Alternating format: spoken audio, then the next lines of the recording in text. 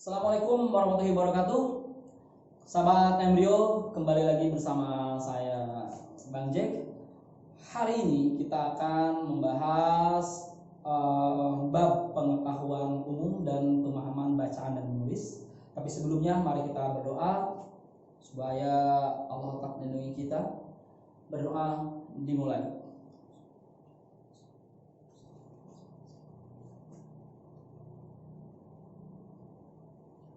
Berdoa selesai. Baik, kawan-kawan, ini kita akan bahas TO kelima. Kawan-kawan bisa lihat pemahaman umum di TO kelima. Kawan-kawan, bagi yang sudah pernah dan masih ingat bisa langsung ikut pembahasan. Tapi bagi yang mungkin lupa-lupa bisa dicoba dulu untuk diisi lagi dan pause dulu videonya. Selesai baru lanjutkan pembahasan.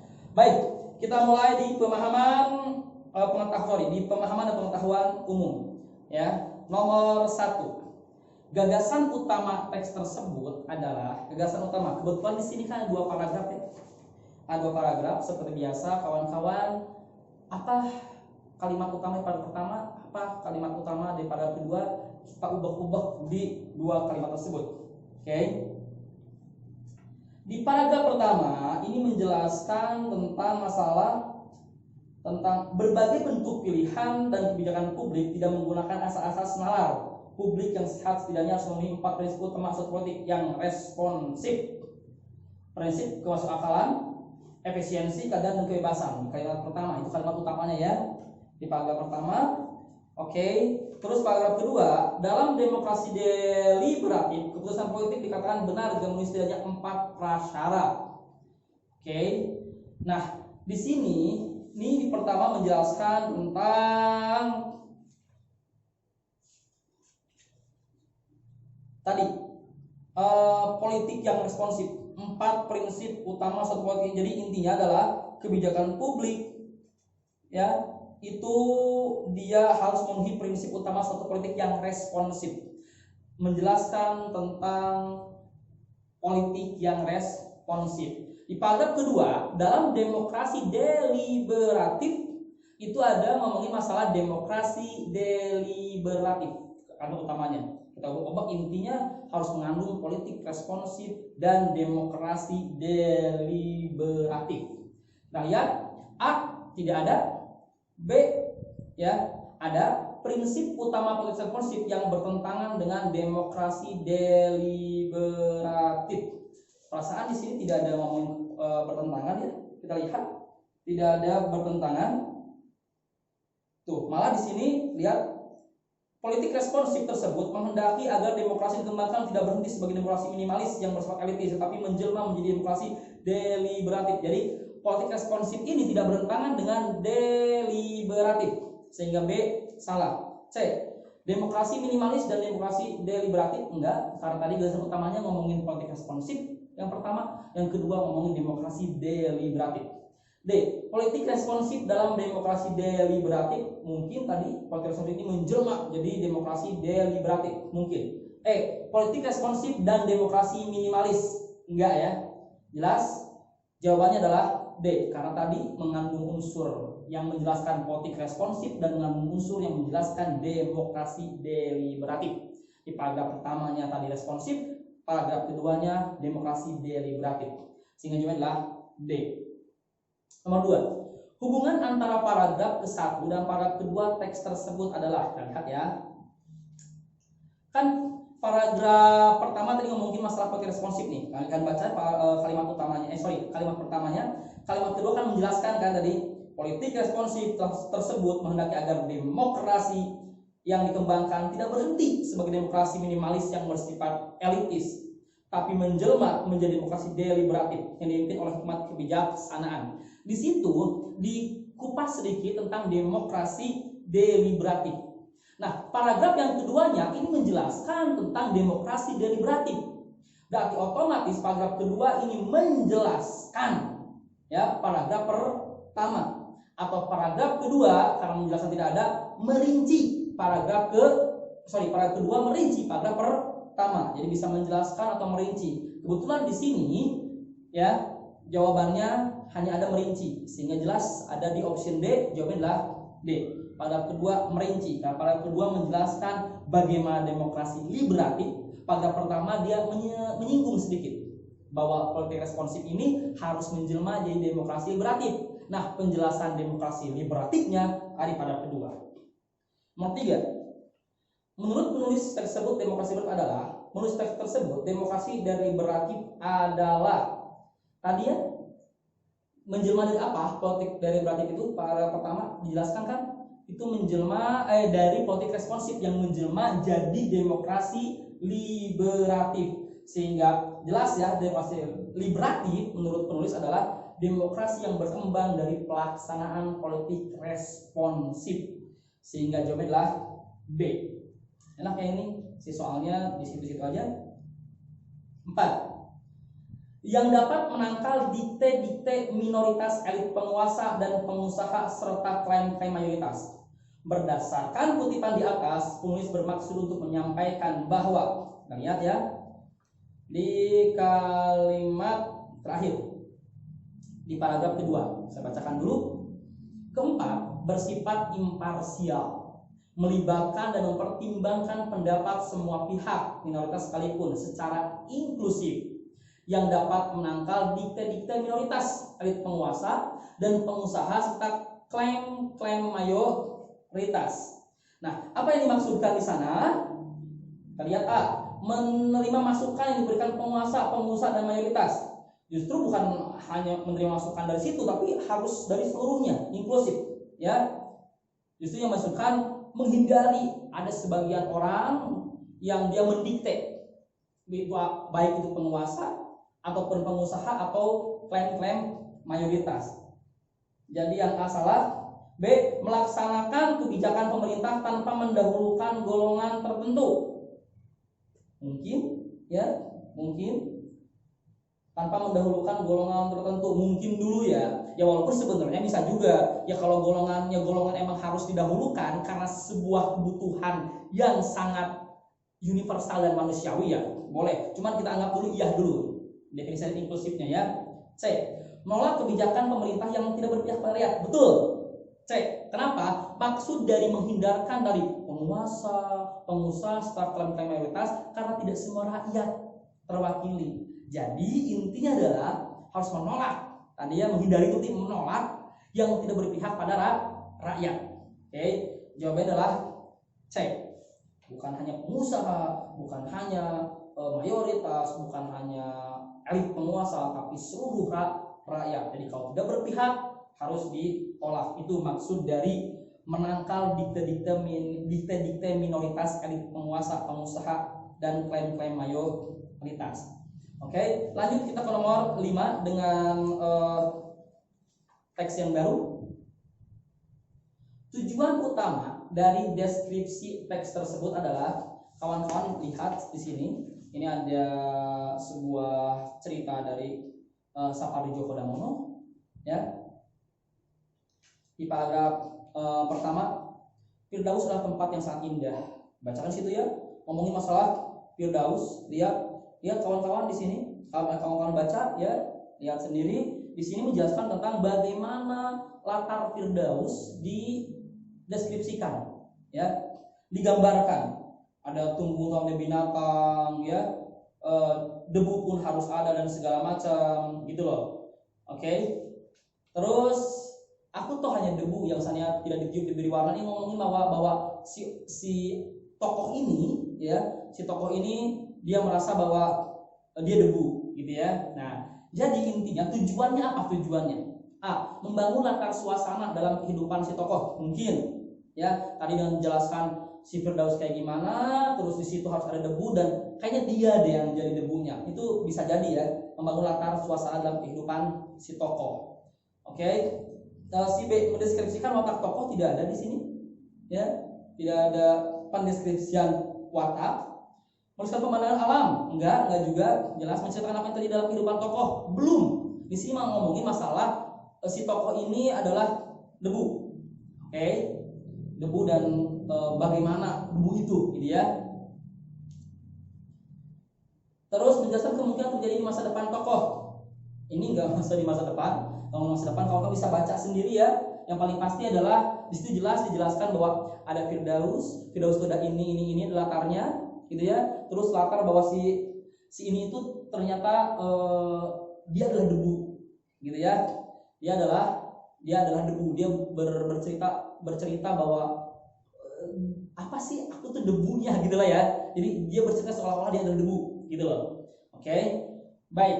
Sehingga jelas jawabannya membangun latar suasana dalam kehidupan si tokoh. 6. Gagasan utama yang diungkapkan dalam teks tersebut adalah, kawan-kawan, untuk lihat gagasan utama dari teks narasi seperti ini ya, yang sifatnya naratif, kawan-kawan baca semua.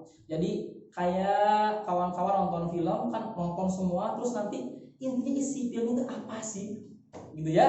Nah, kalau kawan-kawan baca semua, kawan-kawan, di sini kita akan dapat sebuah gambaran tentang ini, menceritakan tentang si aku ini merasa bahwa dia tuh hanya debu, gitu ya, hanya debu. Sehingga jelas jawabannya adalah C. Oke. Tokoh aku yang bicara seolah menjadi debu. Lanjut nomor 7. Firdaus adalah tempat yang sangat indah. Tidak ada perlambangan atau perbandingan yang bisa digunakan untuk menggambarkannya. Tidak ada kesengsaraan, tidak ada kekotoran, tidak ada ketimpangan, tidak ada kemelaratan, tidak ada kesedihan, jadi tidak ada apa-apa yang lain. Ya, tentu saja ada, gitu ya. Kalimat ini yang memiliki gaya bahasa yang mirip dengan kutipan tersebut adalah, ini ada deskripsi, ya, ada deskripsi, ada juga definisi. Kita cari yang seperti itu ya. Apa yang kita lakukan? Di sini ada pertanyaan retoris. Oke, gaya bahasanya ada pertanyaan retoris. Kita lihat dulu. Apa yang bisa kita lakukan sekarang? Kita hanya perlu menunggu waktu kepastian kapan akan sidang. Kalau kita tahu kita tidak bersalah, kita ikut dia sang penguasa yang mau kita dihukum, apa daya. Ini juga ada retoris di sini. Ya, ada pertanyaan retoris. Ini pertanyaan yang sebenarnya orang yang lainnya juga dia udah tahu, gitu ya, itu retoris. A mungkin retoris, tapi coba B. Keindahan ucapan itu semu, bualan para pujangga penyihir kata. Hati yang terpana akan gemerlapnya, tak tahu akan berkubang dalam pesona semu. Surga yang tidak pernah ada, akan tetapi bagaimana lagi? Hati sudah terikat, tak mungkin beranjak. Oke. Ini juga sama juga, ada retorisnya. Semuanya ada retoris, kawan-kawan. Cek ada retoris. Juga ada retoris. Berarti kita lihat di sini ada definisi.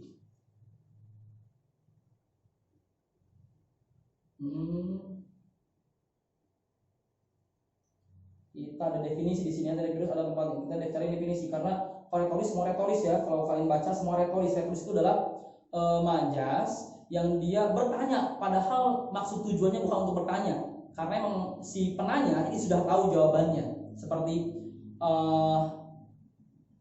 haruskah kita takut pada neraka? Ya harus kan, jawabannya jelas. Siapa yang mau masuk neraka? Itu namanya retoris. Cuma semuanya retoris. Berarti kita lihat lagi di sini bentuknya ya. Bentuk si kalimat di atas itu adalah ada definisinya, ada deskripsinya. Kita lihat nikmat adalah sesuatu yang paling disyukuri manusia. Kamu masih bisa bernafas, masih bisa berpikir, masih bisa merasa di waktu. Mau gak ada yang kau syukuri? Mungkin karena kau tak punya hati. Mungkin kau punya hati, kamu bisa. Pada katanya ya, ya nurani. Jelas jawabannya adalah di situ ada definisi.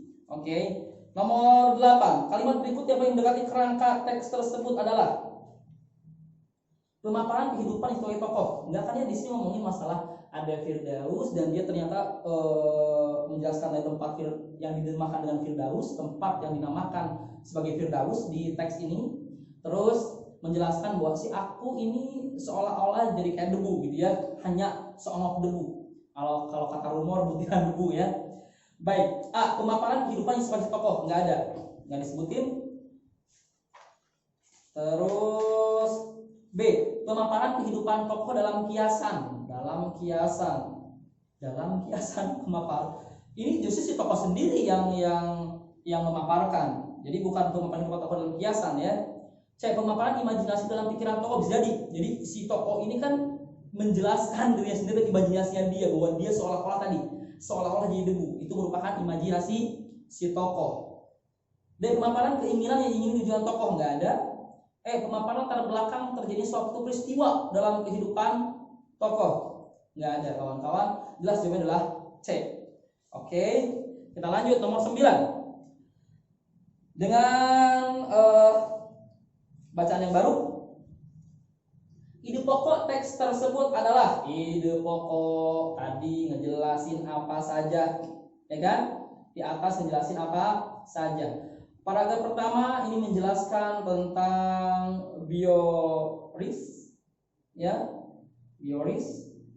Terus pendekatan bioris manajemen dari biosektor. Terus kalimat akhirnya, kalimat akhirnya di paragraf pertama, pendekatan di bioris manajemen terdiri di biosafety, biosecurity. Jadi bioris ini itu ternyata terdiri dari biosafety dan biosecurity. Di paragraf kedua dijelaskan biosafety dan biosecurity. Ya, paragraf kedua kalimat pertama. Jadi intinya nih kalimat paragraf pertama ngejelasin tentang bioris. Paragraf kedua menjelaskan bahwa bioris terdiri biosafety dan biosecurity. Jadi intinya menjelaskan tentang biosafety dan biosecurity. Kok bang, kenapa nggak bioris? Ya tadi biosafety dan biosecurity ini adalah bioris. Jadi jawabannya adalah D. Oke. Lanjut. Nomor 10.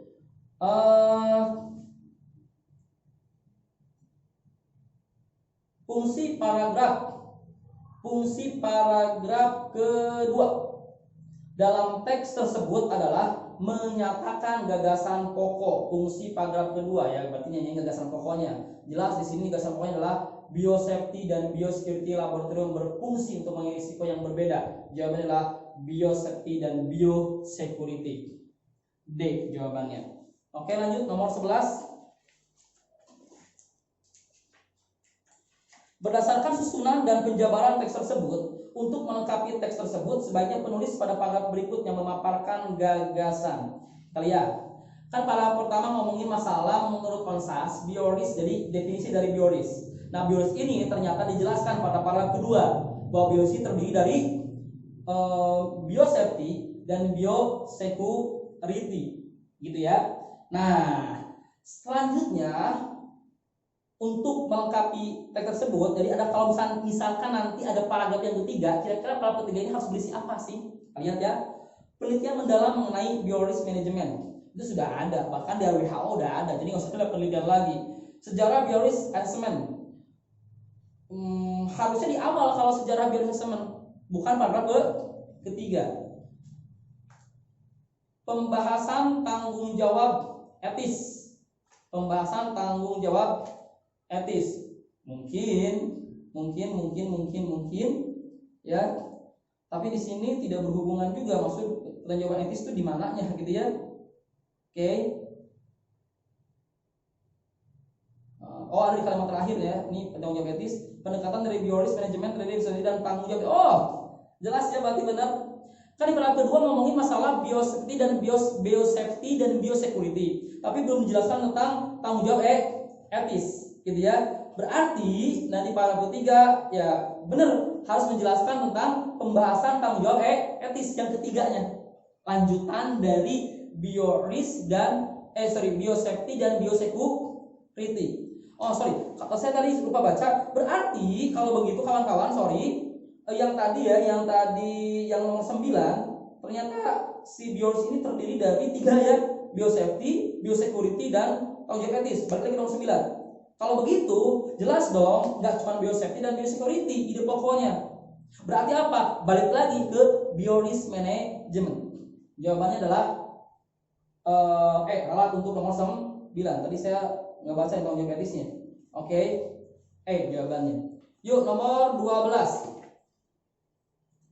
Containment terdiri dari praktek mikrobiologi, peralatan, kesehatan, dan fasilitas perlindungan yang dapat melindungi pekerjaan laboratorium, lingkungan dan masyarakat dari pajanan terhadap mikroorganisme infeksius yang ditangani dan disimpan di laboratorium. Tapi ini memiliki pola deskripsi yang mirip.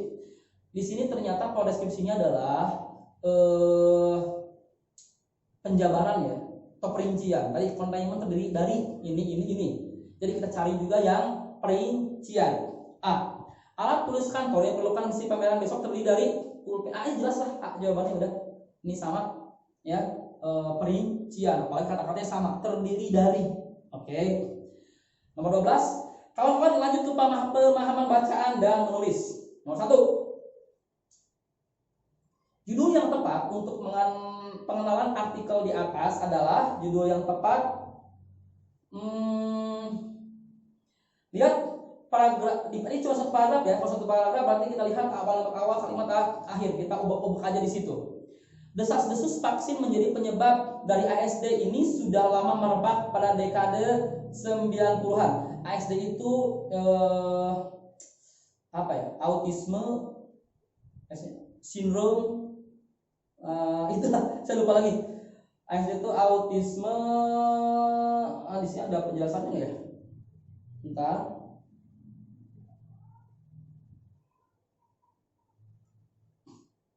Bukan di sini tidak ada penjelasannya. Yang pasti itu tentang autisme ya. Autisme, sindrom. Aduh, saya lupa lagi. Ya itulah pokoknya. Itu menjelaskan tentang si vaksin jadi penyebab ASD. Rumor, masih rumor. Desas-desusnya. Kalimat terakhirnya, meski telah ditarik, lancet jelas kecolongan. Gerakan anti vaksin terlanjur menyebar di picos penelitian bohong Wakefield.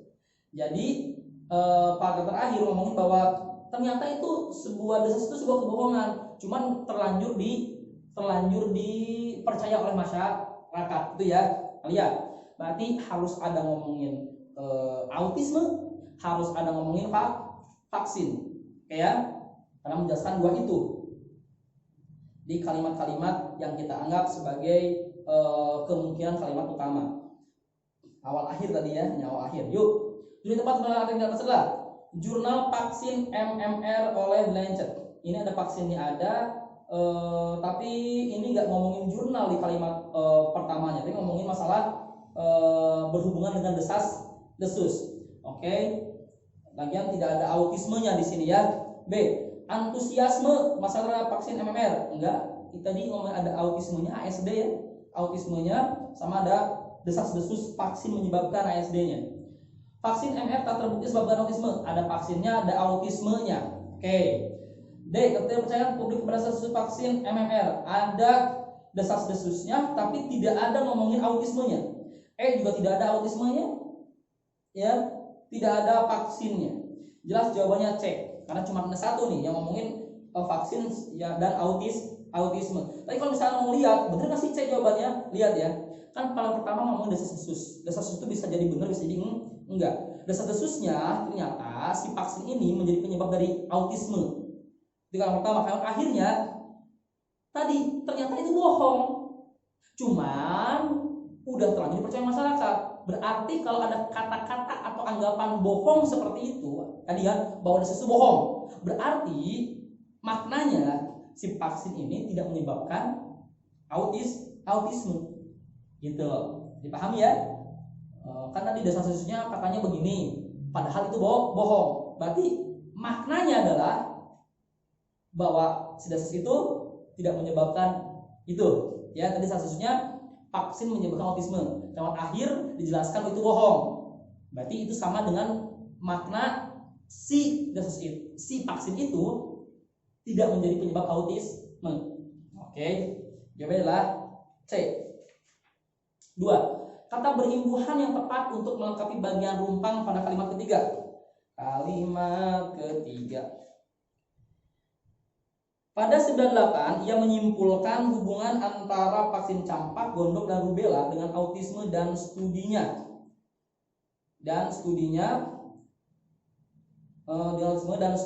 Di jurnal The Lancet. Kita lihat studinya menerbitkan enggak? Harusnya diterbitkan. Jelas ya, jawabannya adalah B. Tinggal masukin aja gampang. Nomor 3, makna kata garis bawah ini dikembangkan pada kalimat ke-6.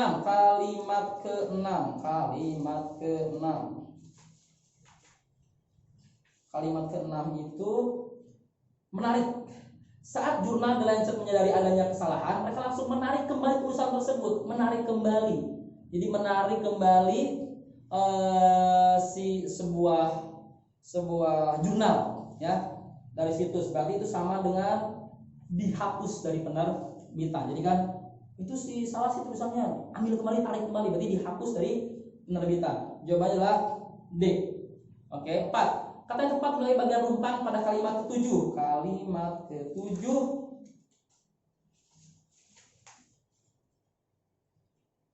Kalimat 7. General Medical Council, badan publik yang menyimpan daftar resmi praktisi media Inggris, menyatakan melanggar titik-titik etika. Melanggar titik etika. Kode sistem fungsi tujuan enggak. Di sini masuk protokol etika. Ya, kenapa protokol? Karena dia lihat keberlakuannya anak-anak menjadi sampel, ternyata memiliki hubungan. Ya, hubungan titik peneliti. Jadi ada hubungan dengan si peneliti. Nah, itu berarti yang dilanggar bukan sistem, tapi diantaranya adalah protokol penelitian. Sehingga jelas jawabannya adalah A. Nomor 5, jelas ya, nomor 5 itu di kalimat 8. Anak-anak yang menjadi sampel ternyata memiliki hubungan dengan peneliti. Jelas ya, dengan. Jawabannya adalah C. Nomor 6. Arti kata yang digarisbawahi diberikan sesuai dengan tema artikel pada kalimat nomor 10 adalah nomor 10. Mirisnya, The Lancet baru mengetahui kecurangan setelah 12 tahun jurnal tersebut mejeng di situs mereka. Mejeng, nggak mungkin ya kalau artikel bukan mejeng. Berarti kalau artikel adalah ya, meragakan diri dengan tampilan yang berlebihan, enggak. Di situ maksudnya ada tulisan diam di situ, berarti tercatat di situ gitu ya. Menampakkan diri depan umum enggak, berada pada tahap akhir enggak, memiliki potensi berada di posisi enggak, berada pada jalan konten. Jadi intinya di situ ya, berada pada jalan konten di sebuah situs. Maksud dari mejeng di situ selama 12 tahun. Jadi terdaftar di situ ya. Jadi jawabannya adalah E, nomor 6. Lanjut nomor 7. Judul yang tepat untuk materi paragraf tersebut adalah, kita lihat ini cuma ada satu paragraf. Kalimat pertamanya adalah makalah ilmiah terakhir Stephen Hawking. Ini ngomongin tentang makalah terakhirnya, makalah ilmiah terakhirnya. Oke.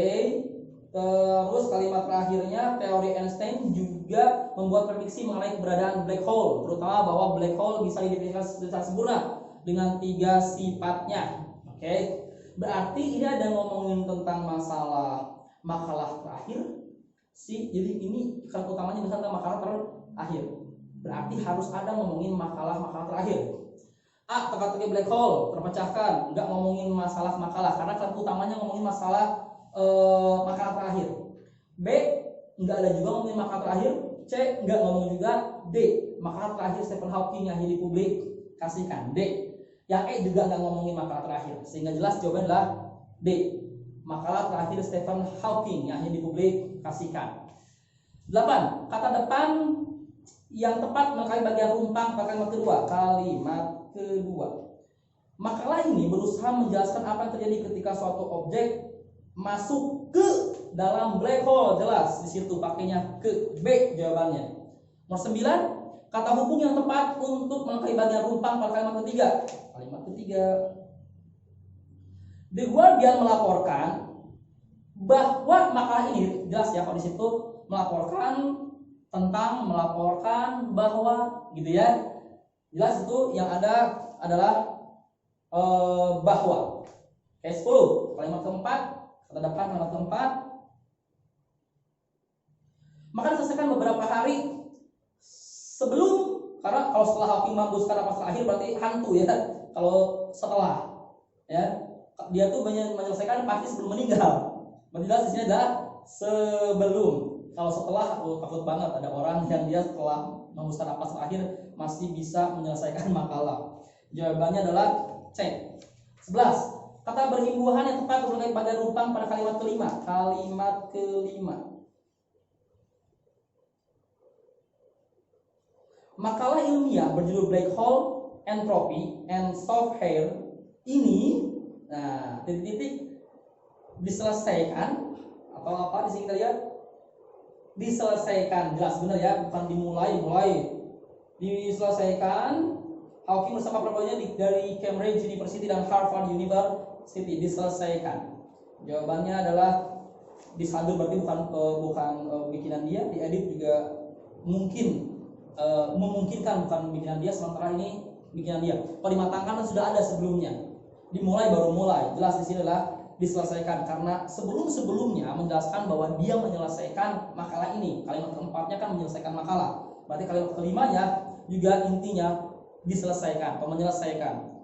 Tapi secara kalimat di sini yang tepat adalah diselesaikan. Karena kebetulan di option juga menyelesaikan juga nggak ada. Oke. Lanjut nomor 12.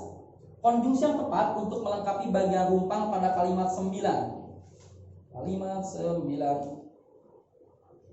Teori Einstein juga membuat prediksi keberadaan black hole, terutama bahwa black hole bisa didefinisikan secara sempurna dengan 3 sifatnya, koma, titik-titik, massa, koma, yaitu atau yakni. Kita lihat, oh ada, yaitu jelas, jawabannya adalah C. Oke, kita lanjut kawan-kawan ke nomor 13, ya. 13 di sini Merlina Lim dalam makalah bertema itu harus tulis bagaimana. Kawan-kawan, di sini sebenarnya nih si B sama si E juga benar nih. BDE juga sebenarnya benar nih. Ini Merliana ya, salah. Yang D Merliana, harusnya Merlina. Merlina kan namanya? Iya, Merlina. Berarti si B sama si E juga benar, karena si B tidak dimiringkan, si B kapital, si E juga kapital kalau di sini. Jadi gimana Bang? Kita anggap gini ya. Kalau si kapital ini ternyata kita lihat dulu nih. Nama itu harus kapital nggak? Ya harus kapital. Harus di bold nggak? Enggak kan? Nggak harus bold, harus benar. Jadi kalau misalnya ternyata kita melihat bahwa anggap bold itu sebuah kesalahan, maka jawabannya adalah Merlina Lim. Berarti ya tidak usah di bold ya, Merlina Lim ya. Berarti ya silakan bisa B atau E. Tapi kalau misalnya si bold ini itu merupakan dari sonohnya gitu ya, artinya semua bold ini tidak berpengaruh, maka ya tidak perlu diperbaiki. Oke, dan ya kalau tidak perlu diperbaiki ya B sama E juga betul ya, karena emang Merlina Lim juga dia tidak, ya sama tulisannya benar gitu loh, tidak bold. Baik, 13, jadi silakan ya, tergantung pada si yang boldnya. Kalau kita sepakat aja deh gini, bahwa ini semua bold ya, ini semua adalah bold. Jadi kalau misalnya bold tidak berpengaruh, maka ya Merlina Lim tidak perlu diperbaiki ya, walaupun mau jadi B juga tetap jadi benar, walaupun jadi A tapi jadi benar. Yuk lanjut nomor 14. 14 di sini kalimatnya adalah 14 bertema. Merlin dalam makalah bertema. Kalau makalah itu berarti judul di situ ya, bukan tema ya. Kalau judul berarti di sini judul tidak ada ya. Ada bertajuk, tajuk sama judul sama. Jadi jawabannya adalah D, bertajuk. Harus diperbaiki. 15 elit, penulisan elit para elit politik saat ini menggunakan teknik branding. Benar apa tidak elit itu? Kawan-kawan, penulisan elit itu salah ya, itu harusnya elite ya, L-nya 1 dan pakai elite. Jadi jawabannya adalah C. Lanjut nomor 16 emosi. Elit politik trending komersial menjadi kawan buzzer stabilitas untuk memenuhi proses dengan pesan-pesan emosi. Di situ harusnya pesan-pesan emosional. Jadi hal ya, sifat lah gitu loh. Jadi pesan-pesan yang bersifat emosi, berarti emosional. Oke. Jadi perlu diperbaiki juga adalah B. Emosional salah, ya, nafsu emosional salah, itu emosional, pesan emosional. Gitu ya. 17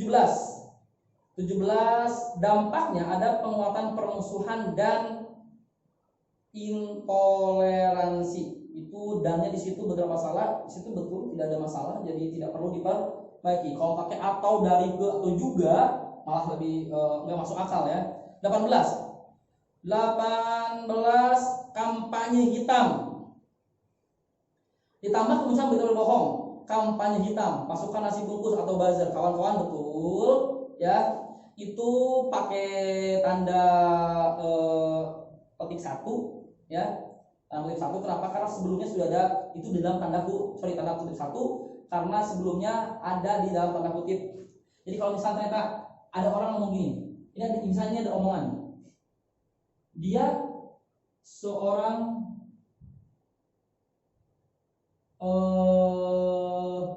jagoan kandang. Nah, kandangnya misalkan sebagai penegasan kita mau bikin tanda kutip. Ini sudah tanda kutip kan? Maka ini tanda kutip 1. Gitu loh. Oke. Baik. Jadi jawabannya 2 karena belum ada nih. Jadi situ kamarnya hitam betul tanda kutip 1, makanya ada pasukan si bungkus juga 1 juga, buzzer juga 1 juga karena itu ada dalam percakapan. Jadi ada penegasan dalam sebuah percakapan. Kan penegasan misalnya pakai tanda kutip 2 kan. Nah, karena ini sudah ada dalam tanda kutip, maka sudah tanda kutip 2, maka di dalam tanda kutip 2 pakai tanda kutip 1. Jadi tidak perlu diperbaiki. Oke. Lanjut. 19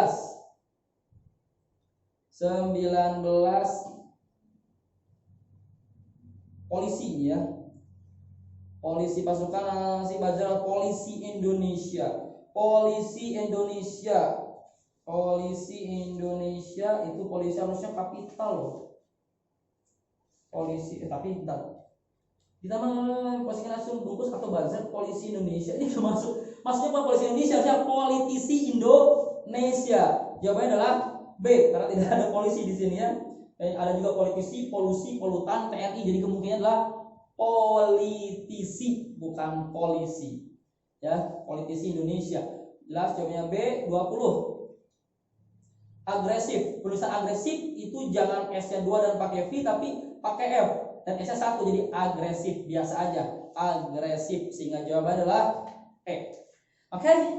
Kawan-kawan, selesai sudah pertemuan untuk membahas si pemahaman bacaan menulis serta pengetahuan pemahaman umum. Mudah-mudahan bermanfaat dan bisa menambah wawasan untuk menghadapi UTBK. Kita cukupkan sampai di sini. Sebelum kita tutup, mari kita berdoa. Mudah-mudahan Allah melindungi kita semua. Berdoa dimulai.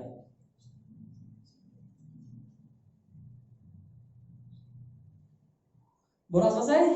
Sampai jumpa lagi. Assalamualaikum warahmatullahi wabarakatuh.